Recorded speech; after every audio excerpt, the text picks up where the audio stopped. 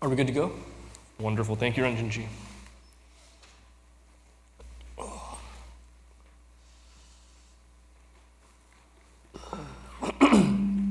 Oh God.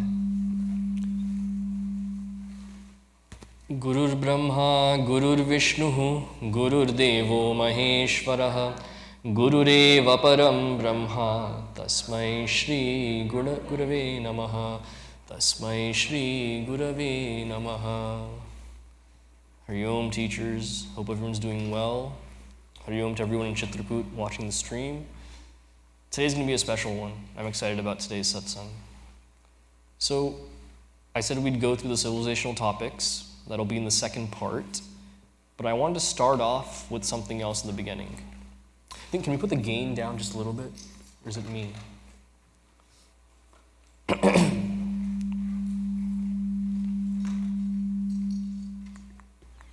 Hari Om, Hari Om. I think this is better, a little bit.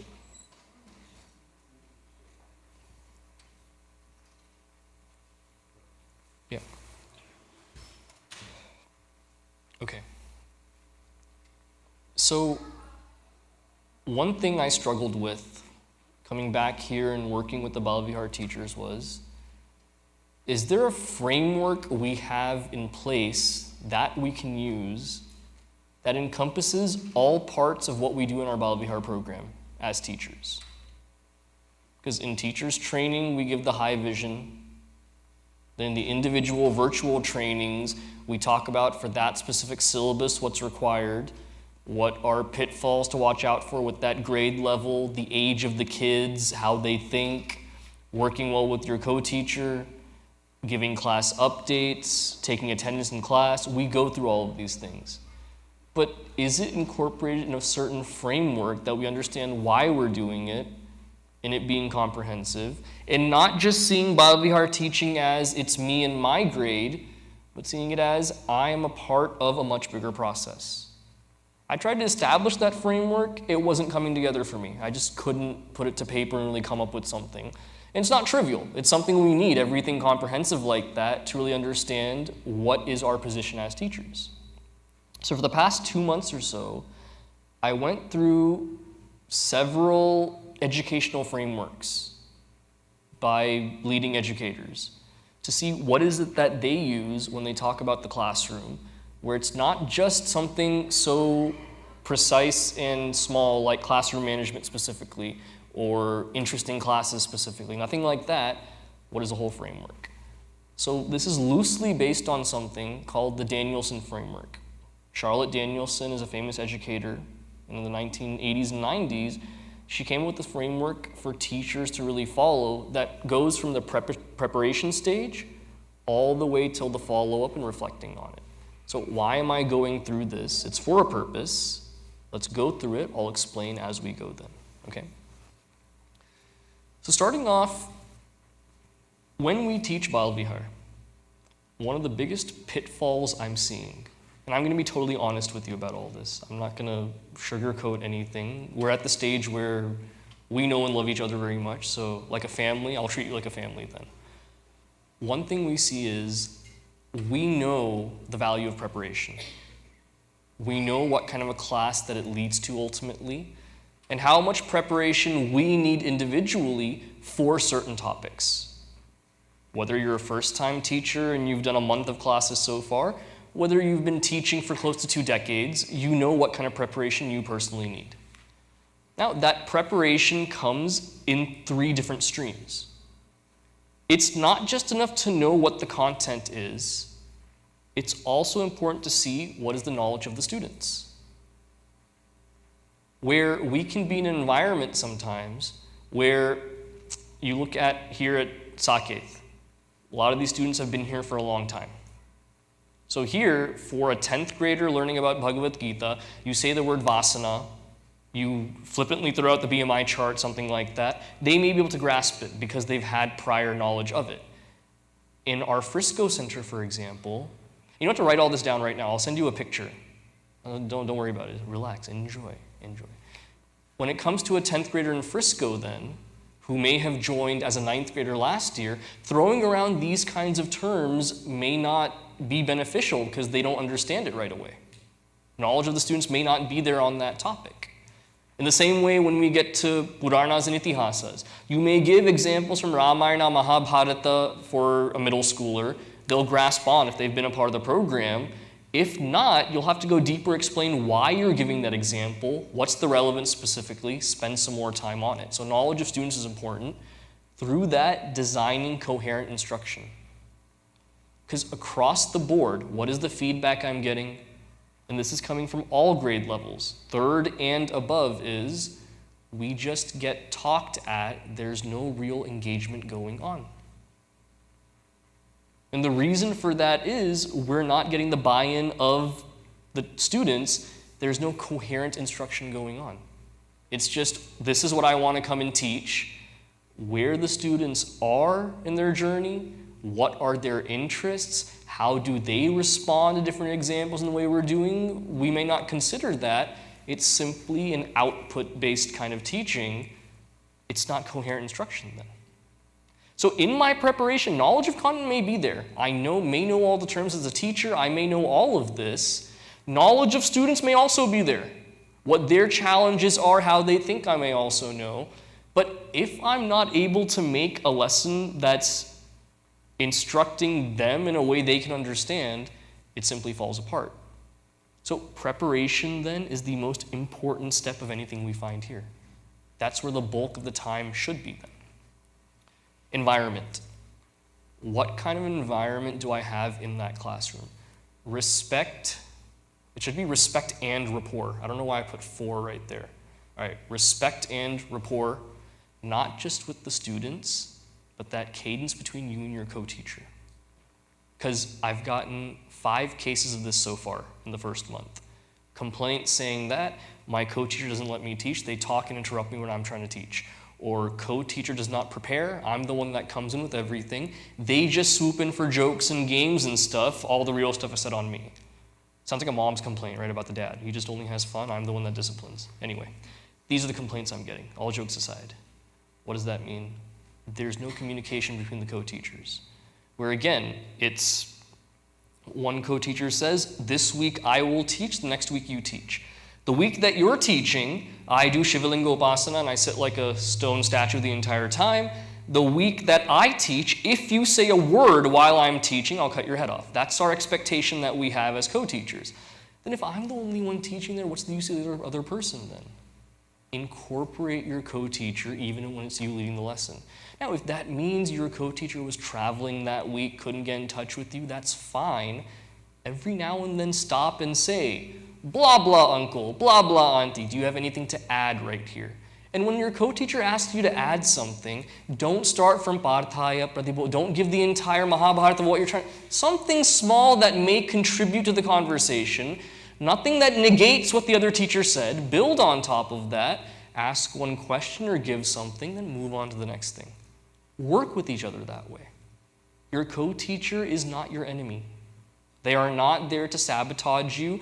It is not a presidential debate where you're fighting for time to convince the students of what you're saying. That's not what this is. Divide it up as you see fit. If you want to go half and half, the best is create something that you work in tandem with. But those are complaints that I'm getting, that my co-teacher does not prepare, or they're just talking the whole time, or when I'm trying to talk, they're cutting in. Work that out amongst yourselves. If it gets really bad, come to me. But I'll say one thing. Before coming to me, because the first question I ask them whenever they come to me is what? Did you discuss this with your co-teacher is the first question. And 5 out of 5 times the answer was? So Hariji is not happy because of that. Discuss it with your co-teacher first. If it can't be resolved, I'll step in. I'd be glad to talk to him first though. Culture for learning.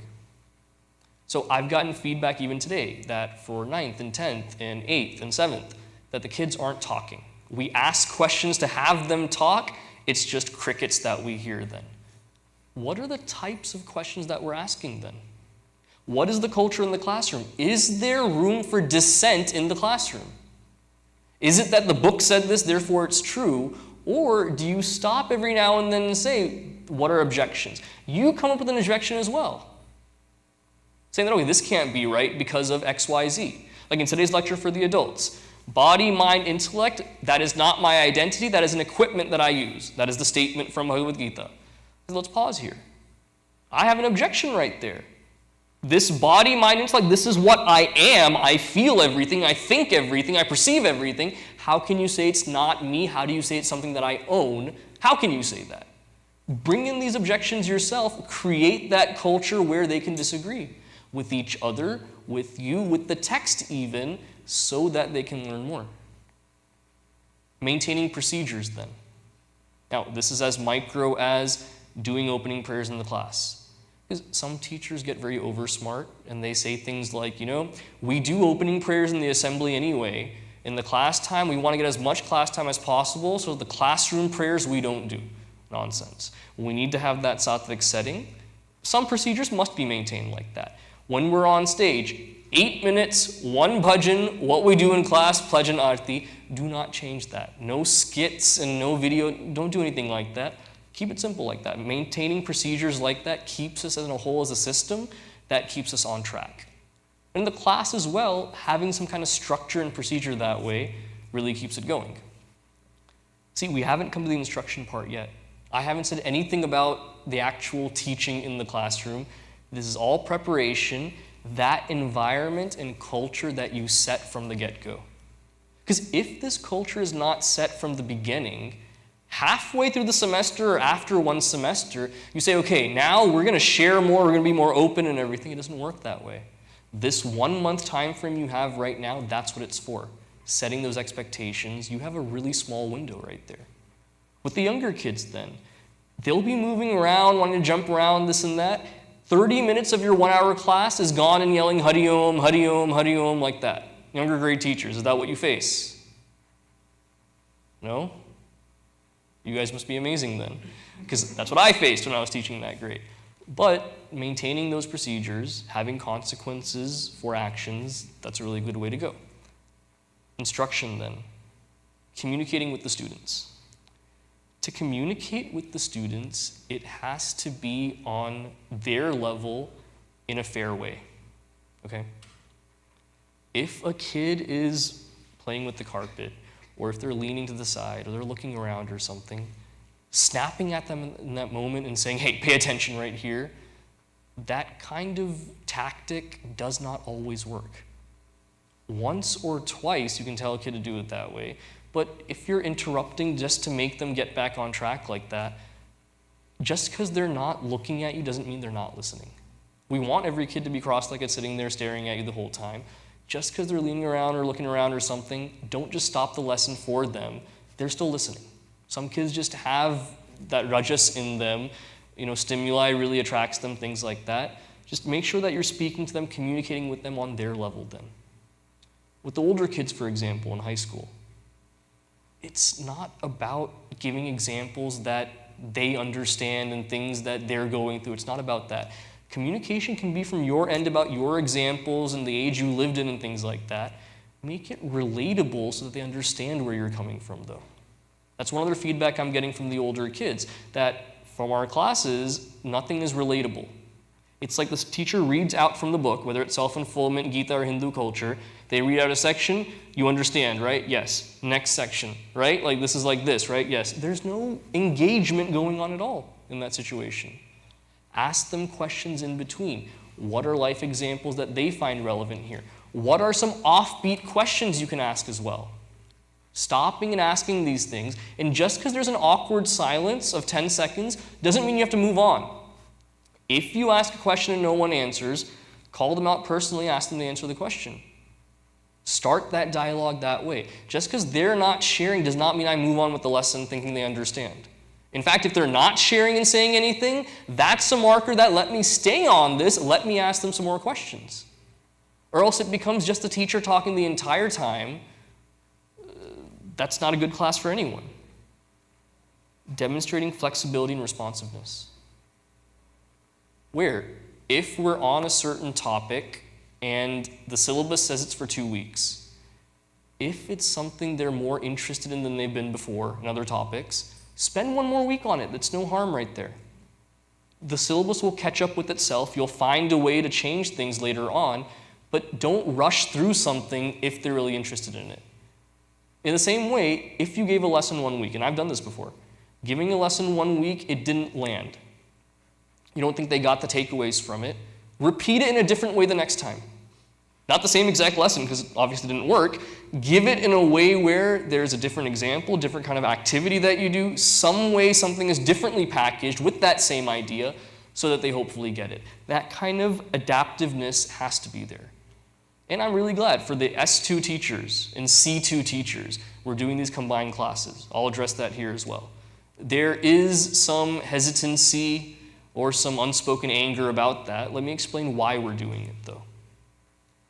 There have been several classes, and this is happening for years, where the class size is so small, there's 2 or 3 kids in there. And come February time and things like that, even those 2 kids don't come, there's 1 kid. So 2 teachers and 1 kid for months at a time. Will that kid want to come to Balavihar the next year? And the stats show that we're seeing that those kids drop out from Balavihar at that point. So what have we said this year? Half of the class for S2 and C2, for several of the classes, half the class will be that class, that syllabus with those teachers, of those 1 or 2 or 3 kids that are registered. Second half of that class will be a combined class with a more elaborate workshop that they're together in there. Now, does this reduce the class time you have in your original class? Yes. Does this mean there's some additional read-up to do on the workshop to do it? Yes. What is the benefit we're looking for here? My goal is not to inconvenience teachers. That's not why I'm doing it. It's not like I sit there and I say, ha, ha, ha, this auntie's having a tougher time. Ha, ha, it's fun. That's not my goal at all here. Do you know how much it pains me to hear that a kid has dropped out of our program because they didn't find it engaging because they were the only one in the class? I taught a kid like that, who there were only 2 people in our class that year. He was the one that consistently showed up. The next year he said, Bhaiya, I'm dropping. I just didn't, you were okay as a teacher, but I just didn't feel that community. I'm dropping. I hate to see that. That a kid makes it till 7th, 8th, 9th grade and then drops. That is the saddest thing. They need to stay in our program. This is one way of having them stay there. So I appreciate the adaptiveness that you've all showed for the most part. All of you are on board. You have some lingering questions about it. This is the reason why. Then responsibilities. The end of the lesson, the wrap-up is reflecting on how I taught. If that means you have an audio recording of your class that you listen to later to see how did I even do this, how were the questions, how did it go? Because our markers then for seeing how a class went is we see how did the students enjoy it, how did they participate. In a class of 20 kids, this is usually how the spectrum is in our Balavihar classes. In a class of 20 kids, you have those 3 or 4 superstars. They're always the ones in the front when they sing the bhajan. They talk about what we do in class, or they're forced to by the other kids because they're the nerds. They're the ones that answer all the questions in class, that they speak up when the other kids don't. Those are your superstars. You could do the worst lesson ever up there. The superstars will still be engaged. That's why they're your superstars. Is their opinion where it ends, where how good the class was? It can't be. Other end of the spectrum.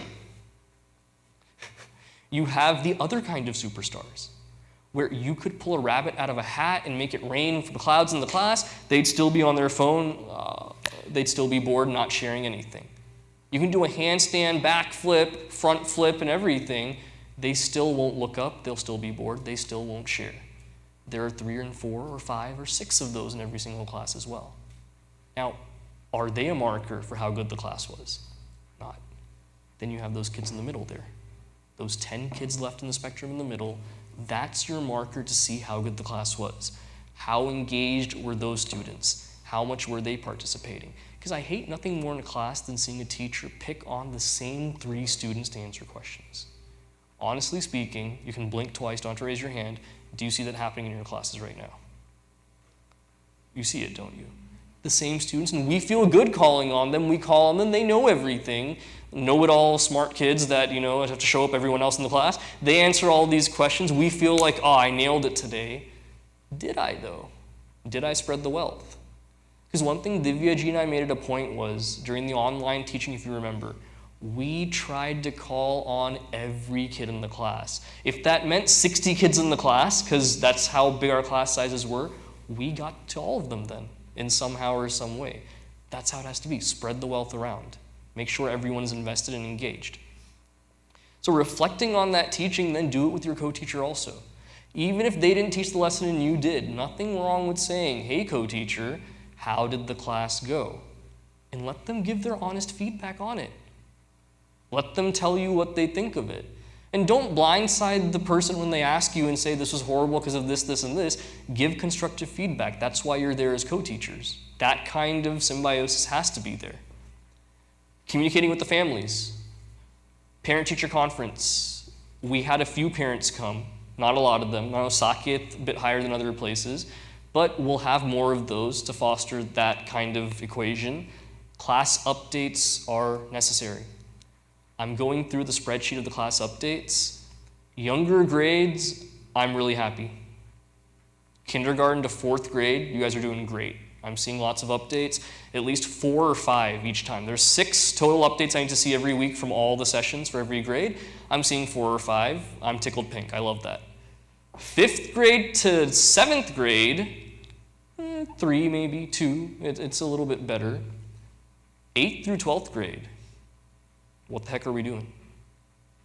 I'm not seeing almost nothing. There's no consistency in it. I got to see more updates that way. Because this is how we pull in these families, make them invested. And we can't do that as brahmacharyas. Our coordinators can't do it. That's you as teachers. Because especially at that 8th through 12th grade, when they get in the car and the parent says, what'd you learn in Bal Vihar today? The kid says, we learned 3 things, and then 1A, 1B, 1C. They tell you this discussion question. Isn't that how it goes in the car?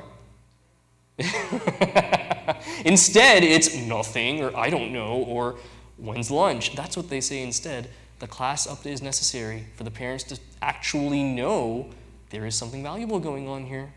They need that class update. Spread it between you and your co-teacher. Them one week, you the other week. Please try to post it by that Wednesday evening. First on that form, and posting it to WhatsApp in the group as well for the parents to see. Growth and development comes in the form of teacher satsang then. Where I'm not saying that because I'm teaching this teacher satsang, you're growing, that's not it. The discussions that we've been having the past few weeks, that's led to your growth a lot. Where you learn from your fellow teachers, different questions I'm asking, different perspectives you're getting, not just from those teachers teaching a similar grade to you, but across the whole, that gives you a lot of understanding as well. So here, this is where we have to honestly assess. How much preparation am I actually doing? If I'm coming into a class, and the first time I'm looking at the material, whether it's a story on Ramayana I'm teaching, whether it's one of the gurus that I'm teaching for 3rd grade, whether it's a section of self-unfoldment I'm teaching, if the first time I'm reading that material is the day of or the day before, and I come in, I'm making up the lesson as I go. That's what I'm seeing in the classrooms a lot, is they're making up the lesson as they go, asking different questions. That's like a sandbox in the classroom. At work, if you have a presentation that you're giving at work, would you ever go through the slide deck the first time, like the day of, and just like go as you will with it? Your stakeholders would chew you out for that. Our kids are our stakeholders, guys. That's who are judging what we're doing. They come back or show interest or lack of interest based on the way we teach them. So if the first time I'm looking at it is that day of and I'm making things up as I go in the class, there's no conclusion that comes out of it. What's the takeaway there? And the kids are telling me this, and I'm not scolding you to scold. That's not what I'm doing here. I'm just having an honest conversation. Don't take it any other way. That, okay, Huddy sends us a message to come to teachers training and then tells us all these bad things. That's not it at all. What we have as a Bal Vihar program here is one of the strongest in the nation. This is just what I'm seeing at some levels, just bringing that to your attention from the kids. That's all I'm saying here. They can tell when we're not prepared. They can easily tell when we're not prepared. And when we're not prepared, it's like they're sharks smelling blood. That's when they start acting out and everything. Now, the benefit of teaching a younger grade is, if you're not prepared for class, they jump up and run around, 2nd and 3rd grade. They won't sit still. You have to have some kind of activity, something. It's an unforgiving environment if you're not prepared. So a lot of our younger grade teachers, you come prepared. I do know that. When it comes to the older grades, You can have them sit down, engage in a conversation. Even if you're not prepared, you can wing it like a chicken and still get through it somehow. That's there, I agree. That gives us more leeway to wing it, not really prepare. That's what I'm seeing. That's frankly what it is, that we can have that leeway in the older grades where they're not going to be running around. They'll sit there, may not pay attention, but they're not bothering you. You will go on with your harikatha and everything, and they'll just sit there and watch, not really paying attention. We've grown to be fine with that in some instances. I'm not fine with that, though. That's one thing. And culture for learning, again, going back to that in our entire Balvihar program then, because one criticism I get is, you put me here in kindergarten, first or third, second, they don't remember all of these things later on. 1 year later even, they don't remember what they learned here. The point is for kindergarten, first and second, if they see Saket or Chitrakoot or Frisco as their home away from home, where my friends are here, people that are like me with a similar background are here, my teachers who are adults, other than my parents, the first adults who actually care about what I have in my opinion, that safe environment feeling has to come. That's the point of those grade levels. It's not that we're cramming Ramayana and Bhagavatam into them so that they can recite it later and tell the stories. That's not the case there. It's, do they have that family feeling, respect for the culture? Is that what they're fostering there? At the high school levels, it's not about getting the right answer out of the kids. Are we making them think at least? Is it that we're just reading through a section and saying, yeah, this is the case, they say, okay, this is true, and then we call it a day? Or is there some vichara, inquiry, some dialogue going on? Or is it a situation where the teacher wants to show how much they know, so it's just a performance the entire time, then speaking and acting like, oh, I know this, then that. The kids are sitting there watching, they're not retaining anything then. They're bored to tears right there. So that's not the time to show off. Show off by having a good lesson where everyone's involved. That's the best way to show off if you want to. So this is what's there. Now the second part of today, as promised, what are our special topics for this year? Last year we went through an array of topics. Niti was part of it. We went through the Varna system, all of these things, understanding the fallacy of the Brahmin patriarchy, different things like that. Today, I want to talk about understanding dharma as the focus of our teacher special topics this year. You're going to have the first one in November and the next two next semester. So why understanding dharma? In today's world, the kids have so many interests and they have a worldview that's largely not built on dharma. Whatever the political fad is of this generation, whatever societal fads are, whatever that's trending towards, how the media is, that's what influences the most.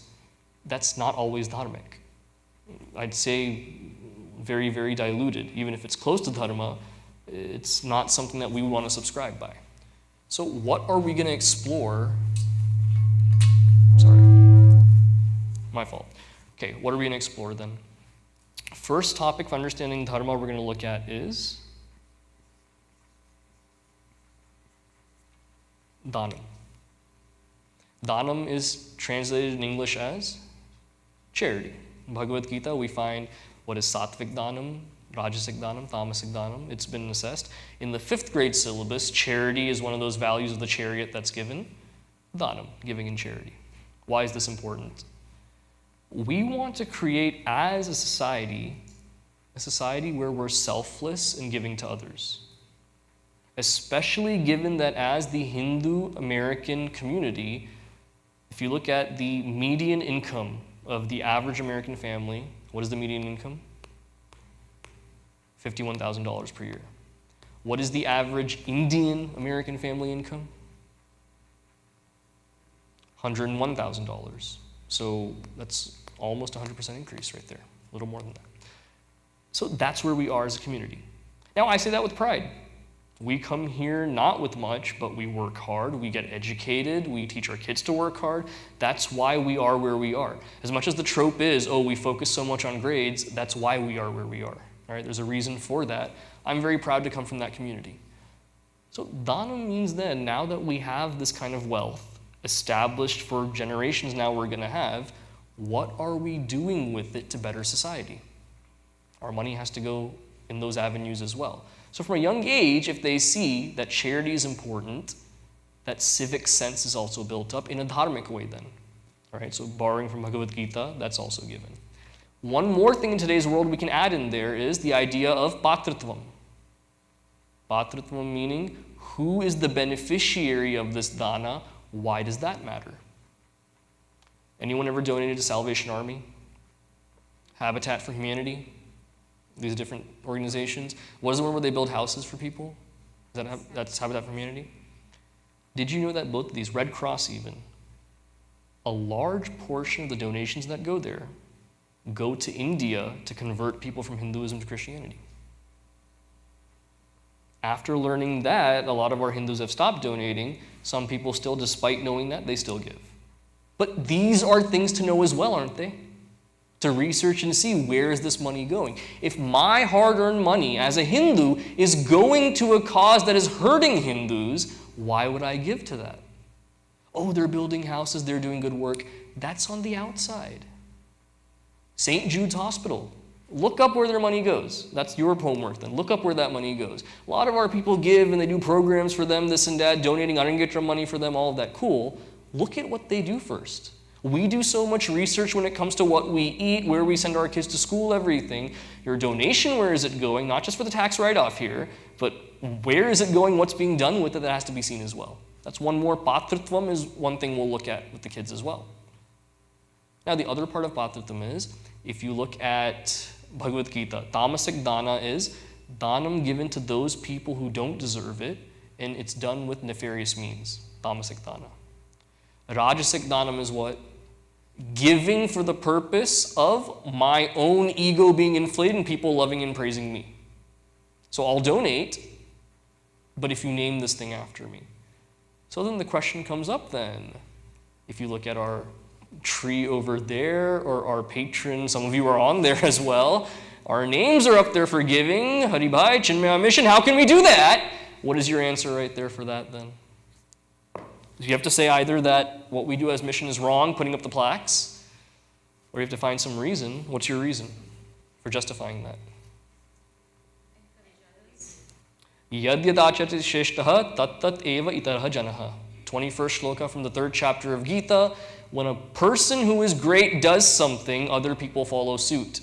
I can read it in a book or something, but unless someone exemplifies that and follows it, I won't do it. That's the reason why. These kind of objections will come up then in this world. So they may see, oh, you're being hypocritical.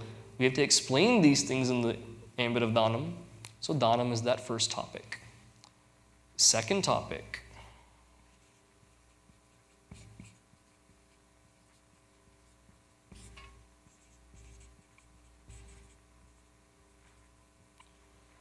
Sampradaya and sanskara. More and more today, when it comes to samskaras that are followed, my generation, meaning 30 and below, we take the biggest shortcuts with them as much as we can. To the point of, if there's a puja going on, what is the quickest way it can be done possible? I've witnessed, sadly, some weddings in the recent past. 2 Hindus getting married to each other. It does not resemble a Hindu wedding at all. There is no havan there. There's just recitations of different things, like they'll chant Sahanavavatu in the beginning or something. And then Ganesha Puja is supposed to be there. Oh, we chant Vakratunda and that's it. We chant that one shloka. Shortcuts like that, the wedding lasts maybe 45 minutes so they can get to the parties and the drinks and everything. That's what it's turned into. So why is this coming in? Understanding the reason why we have these samskaras, why they're important, what they add to life. So that when the kid grows up, it's time for them to get married or buy a house, whatever it is, they don't just look down on something like a Griha Pravesha and say, that's stupid, my parents used to do it. Understand the meaning of it, that carries forward in their lives as well. Because we're not making Hindus just for the college level, beyond that as well. Because they're going to live lives as grihasthas, as people in society, understanding what our sampradaya is, why these sanskaras are there, why we have to take them forward. That starts here in the Bal Vihar program. Because if not here, where else are they going to get that background on why it's there? That's one of our special topics. And these are all going to be scaled down for age. Trust me on that. Last one that we look at, Niti. Administration, government, things like that. Because the word politician or businessman are gadis these days, where we see them as dirty people that do dirty things. If you look at our Vedic culture, what our Shastra says about leadership, there has to be integrity in leadership then. Or just as you don't want your kid cheating on a test to get a good grade, in the same way later in life, there are opportunities to cheat in many different ways. In the corporate sector, there are many different opportunities like that. The value-based living we give is, even when it comes to a professional life or any other endeavors that you have, never resort to cutting those corners, never resort to cheating someone else. What is firm policy based on? And for the higher grade levels, this is when they're making their viewpoint of the world with political viewpoints, their viewpoints of what religions are, all of these things. At that point, the understanding has to be there of what is a dharmic viewpoint when it comes to society. Just because someone says something that sounds very nice on TV, is that what I follow? Or is dharma my compass? Because all of this falls under this umbrella of understanding dharma. That'll be our focus for these three special topics. Now, do these special topics have connections to parts of our syllabus? They do. But is it a clean connection, or does it take some more work to understand these things? Definitely takes some work. So my plan is this year.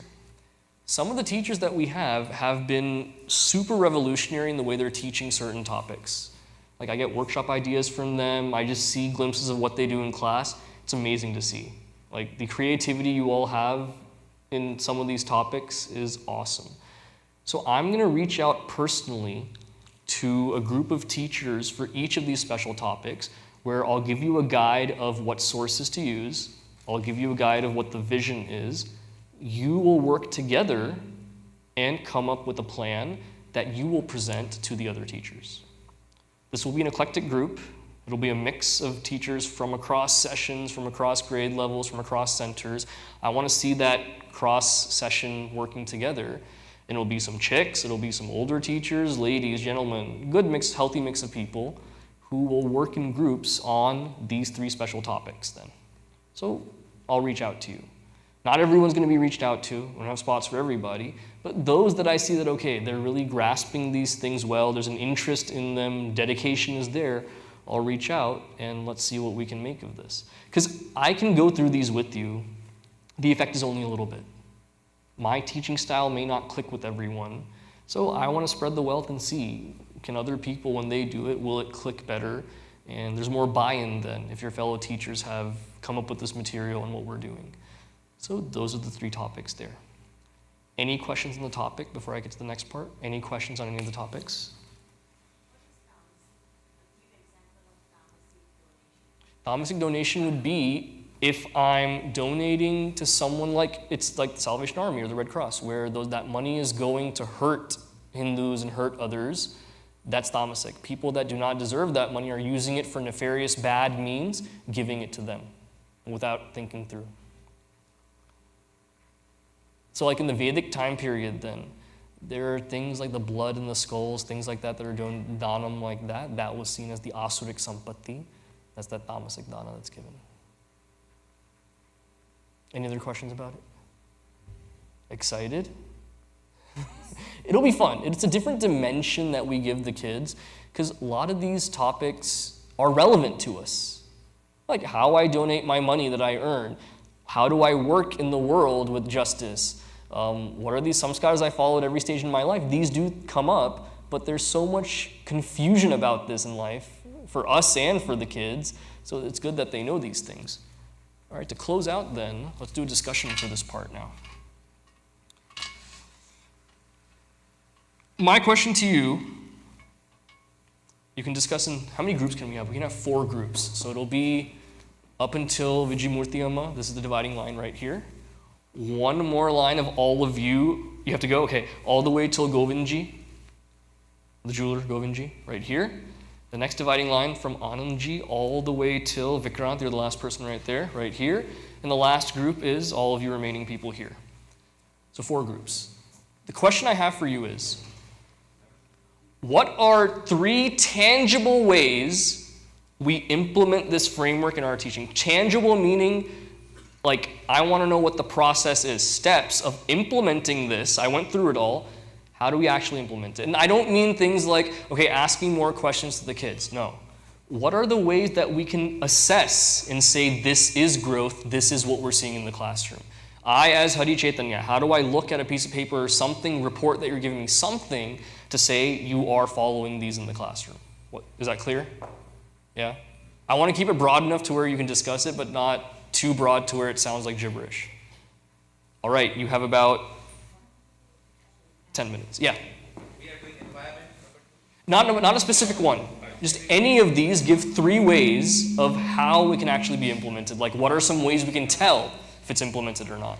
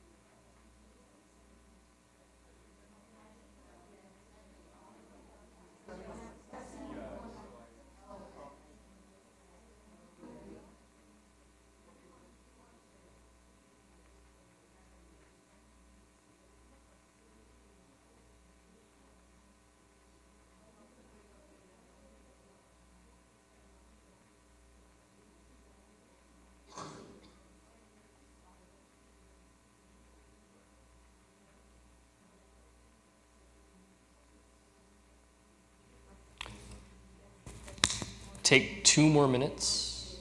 2 more minutes.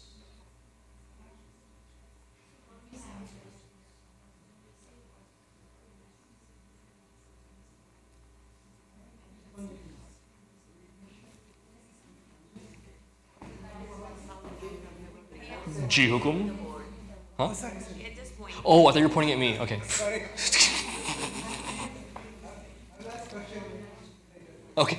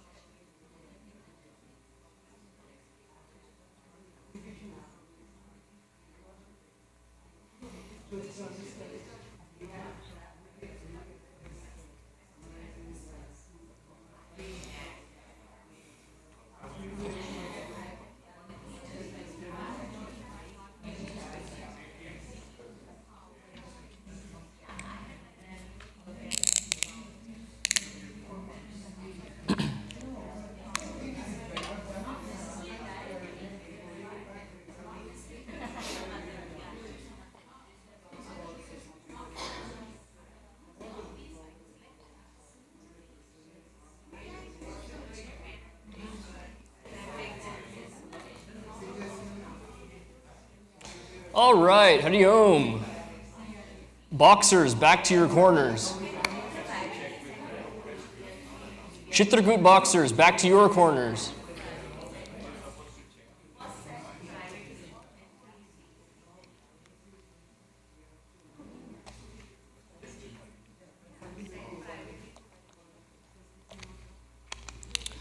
So, starting on this group here, you can name one of your tangible things to see if we can inculcate this framework in our teaching. So from the group that was right over here, Nuparama, give us one. So we had 2, but I can do 2. Okay. Sauda, I like it. One was, having the guidelines for the teachers. So that, I say guidelines because it's not something we have to do, but it's okay, we can refer to it, like a reference or something. Okay. For the different topics. And then the second one was sharing best practices. The teachers who have done, like for example, on 8th grade, and the teachers who have done 8th grade, what worked for them, they can share that with you, and maybe that could be part of that reference or guidelines. Second team that was right here. Anyone from there? Sonama. First thing is that the co-teachers themselves, for each in their own ways, I think they should regularly meet, just to say, okay, what is it that we can give examples of, or prepare to approach. When you say regularly meet, how often and how long?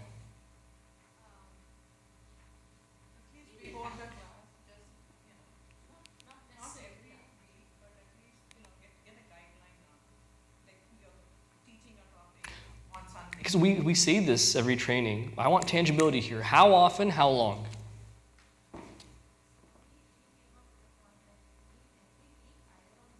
Okay. Okay. Every week for 30 minutes. Any other ideas on frequency and how long? Or every 2 weeks for about an hour, covering about 3 or 4 topics. Chunks. So yeah, chunks, maybe once a month, covering all topics. What worked really well during the pandemic time was when all of you were in that room, when the kids left, all you teachers were left in that room, many of you would stay for an hour or so, or 30 minutes to an hour, even if not that, 10 minutes or 15 minutes, just this is what's next, you do this, you do that, you do that, boom, we're done.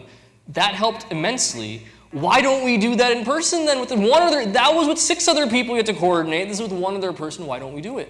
That's what baffles me. It'll make things so much easier too. So a compromise here is if your style is for the next week you want to do it, more frequently is what's needed. If you're going to plan it for 3 or 4 weeks in advance, which is also good because it gives you more time to brainstorm, knowing what you're going to do, not just living from week to week, then you're able to come up with more. You can have a longer time period, but shorter, not as frequently that you have to meet. It's like working out. Either you do fewer reps with more weight, or less weight but more reps. That's what option you have here for meeting. Okay? From the other middle team here, Anishji and Govindji and everyone?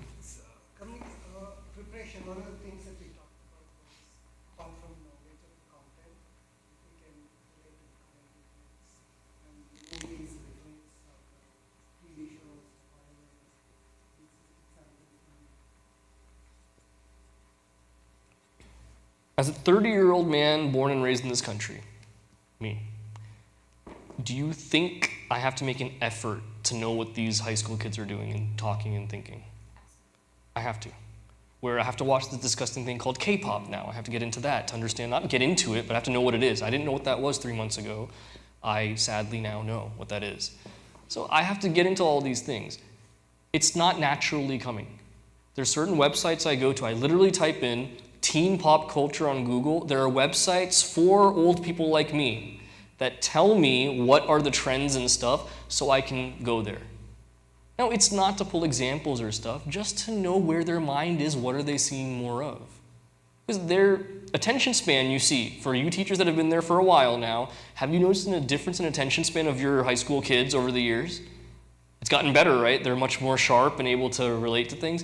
No, this is the TikTok generation, all right? This is the bane of human existence. Human existence goes in a curve, right? We reach an intelligent apex and then we go down. We are on the decline right now. This is Kali Yuga. TikTok is a product of Kali Yuga, all right? We're going down right now at a rapid pace. The plane is, that's where we are right now. Our teaching has to go with that curve then. That on the news, we don't watch in-depth stories anymore. We want a soundbite. Our politicians know that, so on their platforms, it's just those 2 lines they know will make the news. They hit that really hard focus on that. Everything else is nothing really substantial. And I'm not saying we have to speak in sound bites in the classroom. Understanding that, though, our ideas have to pop more based on how they think.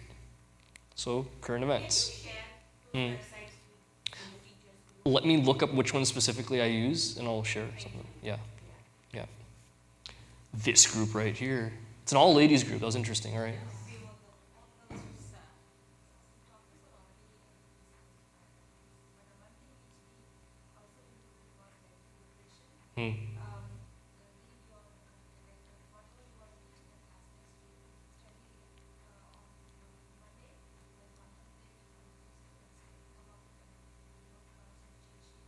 Plan अच्छा है जी, that study on Monday, contemplate on Tuesday, Wednesday, Thursday, create the thing on Friday, and then deliver on Sunday.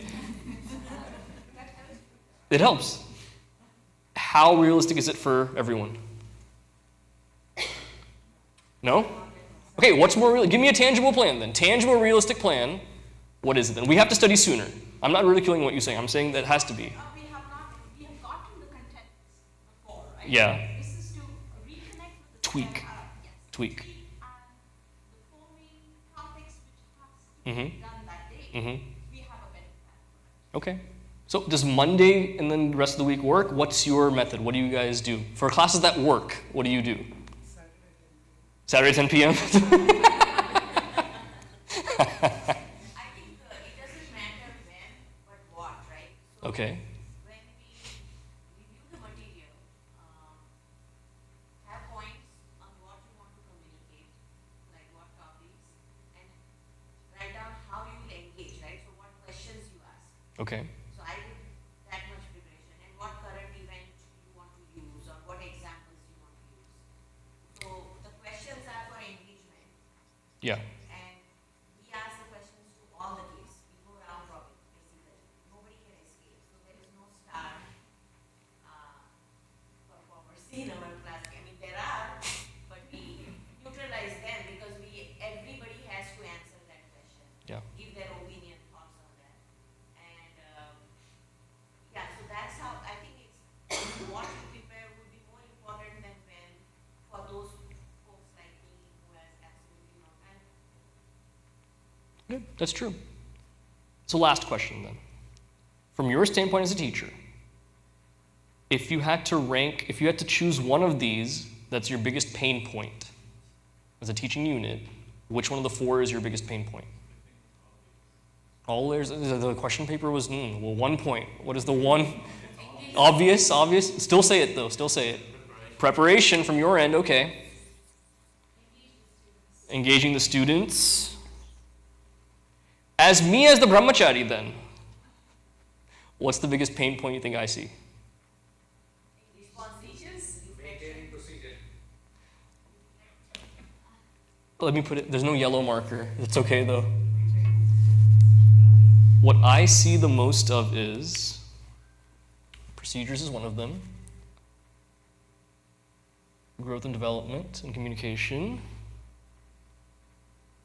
Last one I'd say is engaging the students. That would be my focuses for this year. Meaning, I'm coming up short in those areas. What can I do to facilitate that better? That's the standpoint I'm looking at. That's my pain points. What about respect and Between, between students and okay?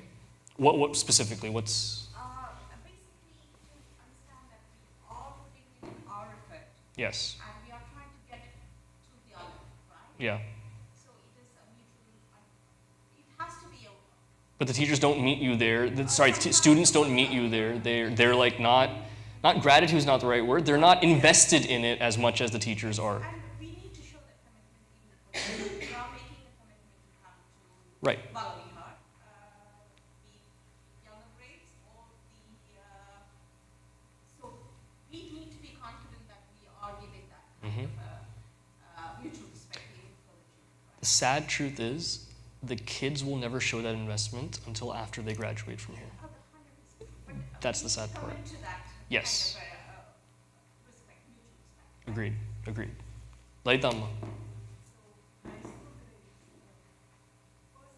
Zor se. In high school grade, when we used to have like a questionnaire.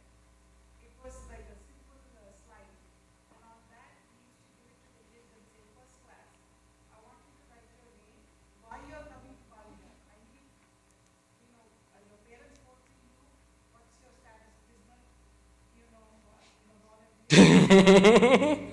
And then he used to ask like one burning question, like as being a Hindu at home, is there something that bothers you? Like one kid said, oh, I don't want to wait for Prasad. Another kid said, like, why do we have to do it at a certain time only? If they are Yep. following the actual calendars and things like that. Mhm. And then lastly, what if there's some special request they have. The reason that was, we used to make sure as teachers we understand why the kids, what their personalities are, and see if we can actually use that in class. And then we take that point and we are now, even if they are new or know the answer, we need to go to Swamiji and say, here's the question, please tell. So just a suggestion. So feedback from the beginning at various points, honestly. Now, last thing I want you to think about, tell me the answer next time, okay? Next time we meet, yell about it amongst yourselves and then tell me about it. If I introduced a mechanism for 8th and above, anonymous student evaluations of how their semester went with the teachers in the class, only I would know who the kids are. I'm not going to reveal to you who the kids are, what they've said. Would you be on board or not? Answer me next time. Message me during the week if you want, chew me out and yell at me, whatever you want to do. How would you feel about that? Let's start there next time. So, framework and everything, new but the same thing really. This is to help me understand our system better and how we can improve it. That's all it is. You guys are all doing great. If I haven't said it recently, I love you.